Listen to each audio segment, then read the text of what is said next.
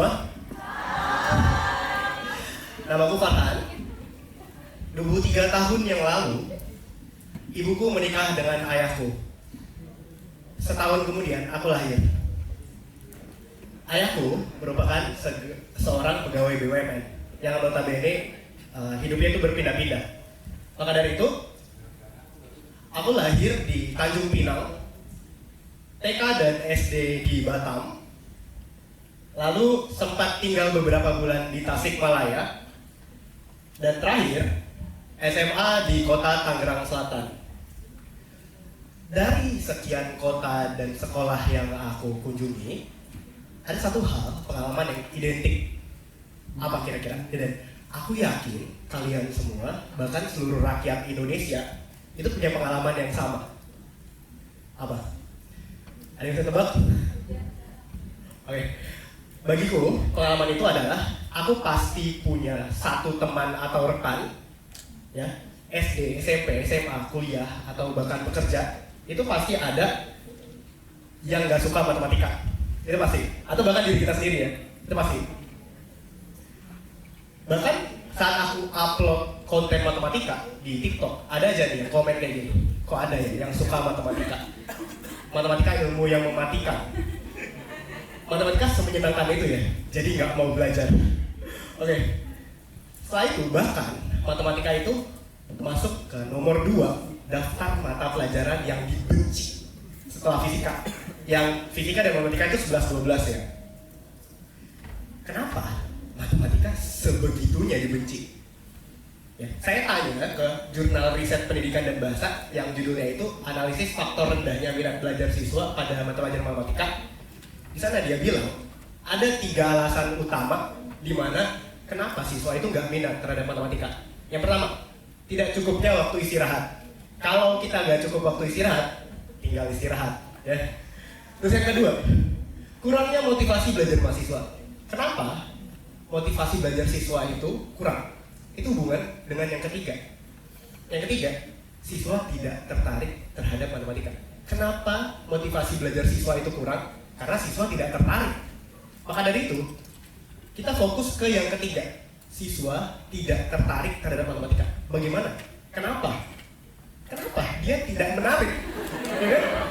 Kenapa matematika itu tidak menarik? Beberapa jawabannya itu adalah matematika itu tidak indah. Semua itu akan indah pada waktunya. Tapi matematika kapan indahnya? Ya kan?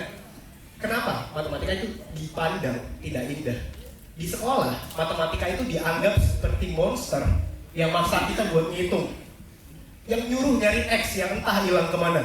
Disuruh kita cari X. Padahal, matematika itu indah banget. Maka dari itu, di sini, aku mau kasih tahu kalian the hidden beauty of math. Keindahan yang tertutup di matematika. Kita mulai dari persegi yang banyak ini.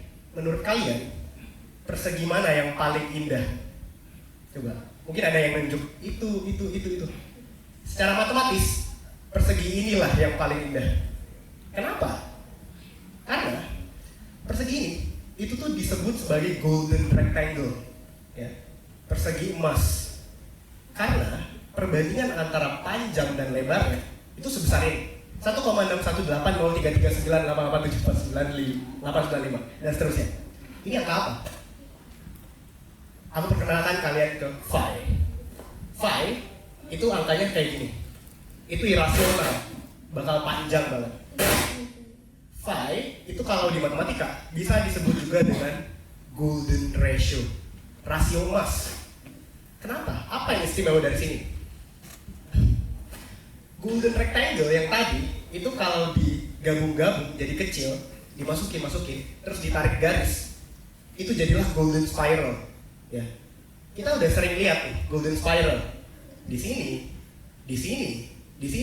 bahkan di salah satu infrastruktur itu juga pakai golden ratio.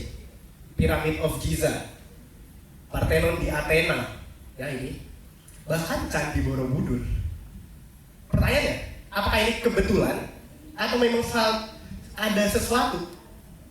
Maka dari itu, salah satu orang yang sangat berhubungan dengan golden ratio adalah dia. Siapa dia? Dia Leonardo of Pisa. atau yang biasa kita sebut Fibonacci. Ya, dia Fibonacci. Fibonacci itu adalah orang yang membawa Indo-Arabic numerik ke bangsa Eropa, yang pada saat itu bangsa Eropa masih pakai Romawi. Dia yang mengenalkan itu. Untuk mengenalkan itu dan mengajarkan ke orang-orang Eropa, dia membuat sebuah buku yang namanya itu adalah Liber Abaci. Ya. Liber Abaci ini adalah buku yang katanya itu bestseller setelah Bible pada saat itu.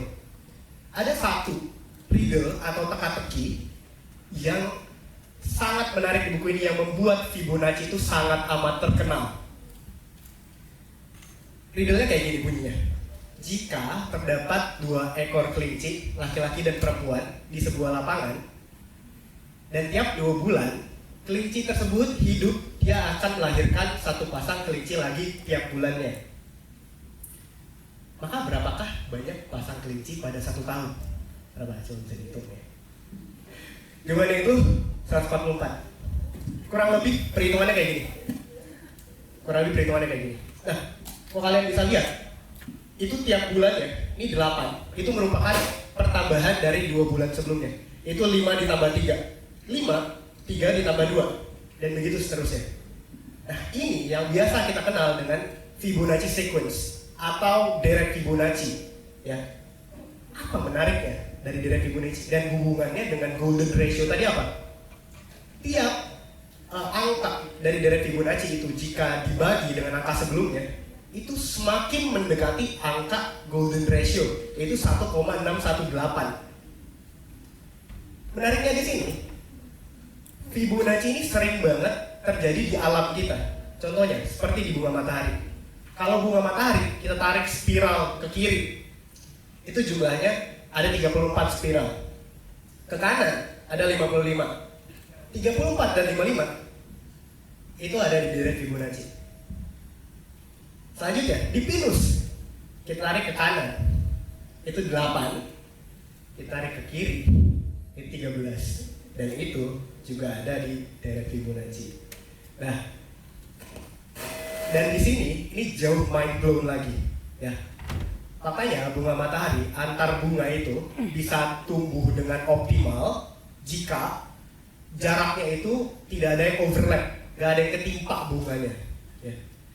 Kita ambil contoh, misalnya, aku punya 1 bunga di sini. Kita taruh jarak antar bunga itu setengah, atau kalau dalam sudut 180 derajat. Kita taruh di sini, 180 derajat ke sini. Terus yang ketiga bakal ketimpa, tuh, ya. Selanjutnya, kalau kita ambil yang sepertiga, kita taruh pertama di sini, kedua di sini, ketiga di sini, keempat ketimpa. Seperempat sama di sini, sini, sini, sini. Yang kelima ketimpa. Berapa sudut yang sempurna agar daun-daun dan atau bunga-bunga itu gak ketimpa? Jawabannya itu adalah 1/5. 0,618 kita ubah menjadi sebuah sudut dikali dengan 360 derajat, itu hasilnya 137,5. 137,5 ini di matematika itu disebut sebagai golden angle, ya, sudut emas.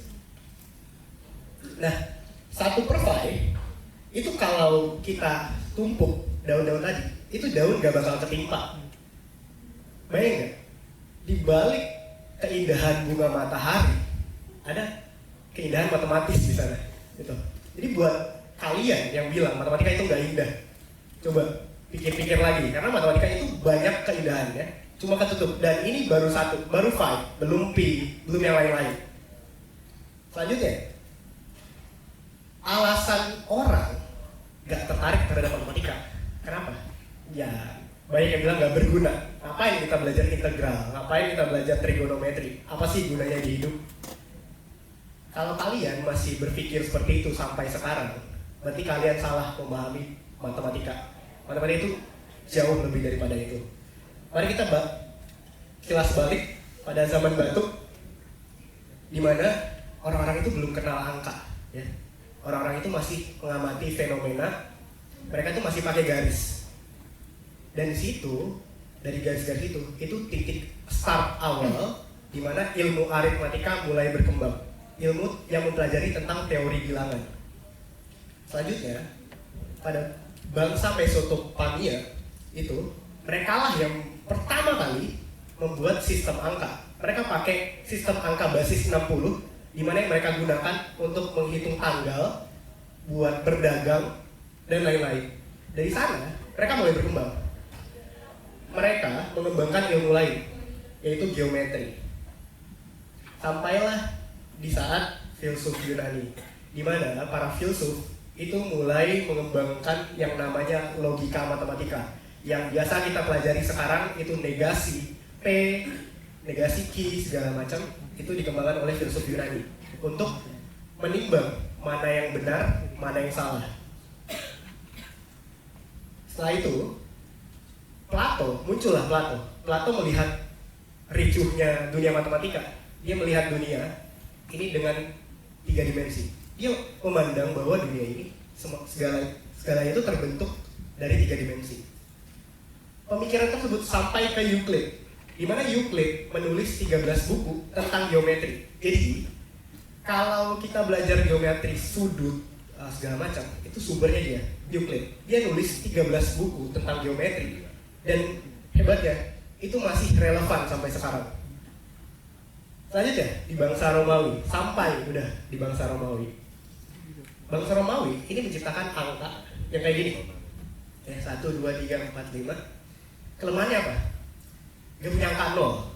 Karena gak punya angka 0, mereka gak bisa hitung yang gede, bilangan yang gede. 100.000, 200.000, susah, capek nulisnya, ya kan? Ini orang yang membuat matematika itu jauh pesat, ya, pesat banget. Namanya Al-Khawarizmi. Aljabar itu lahir di Timur Tengah, diciptakan oleh Al-Khawarizmi. Al-Khawarizmi lah yang membuat angka 0. Angka 0 itu merupakan tanda kemajuan pesat matematika pada saat itu. Karena angka 0 berhasil membuat orang-orang bisa menghitung angka-angka yang besar dan kompleks. Dia juga, si Al-Khawarizmi ini, dialah yang membuat sebuah hal-hal abstrak itu menjadi rumus. Rumus-rumus yang kita kenal dengan Y sama dengan MX plus C segala macam. Beliau pakarnya gitu ibaratnya.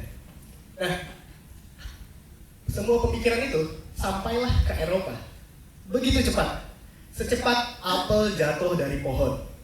Yang kemudian Isaac Newton mengamati apel tersebut dan membuat sebuah ilmu baru yang dinamakan kalkulus. Kalkulus ini ilmu yang mempelajari tentang perubahan benda yang dihitung dengan pengukuran matematika. Yang kemudian dari terciptanya kalkulus ini, ya, bidang yang lain itu maju, benar-benar maju. Sampailah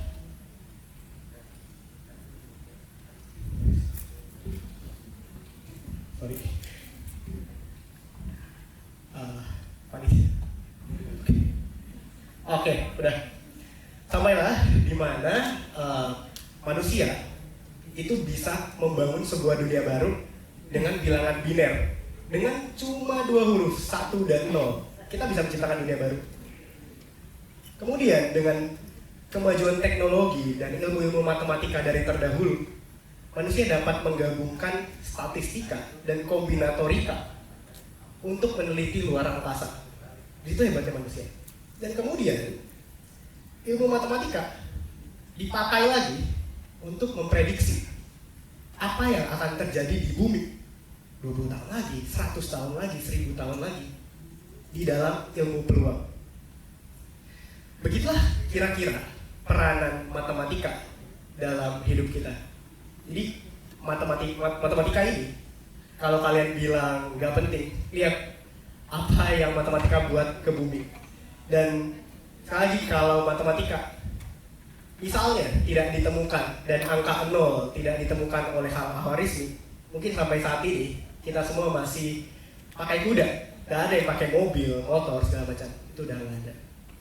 Dan sekali lagi, math is not just a subject. Matematika itu bukan hanya sebuah pelajaran. And math is not just about a number. Matematika itu bukan hanya sebuah tentang angka. Dan matematika itu lebih dari itu, lebih besar daripada itu. Jadi buat teman-teman, banyak yang bilang matematika itu ketika kita bisa matematika, masa depan kita gak sebaik itu. Biasanya jadi karyawan bukan jadi CEO. Banyak pandangan-pandangan seperti itu. Itu pandangan usang. Zaman sekarang bisa matematika itu merupakan investasi masa depan. Oke, aku Farhan. Sekian dari aku. Thank you and have a nice day.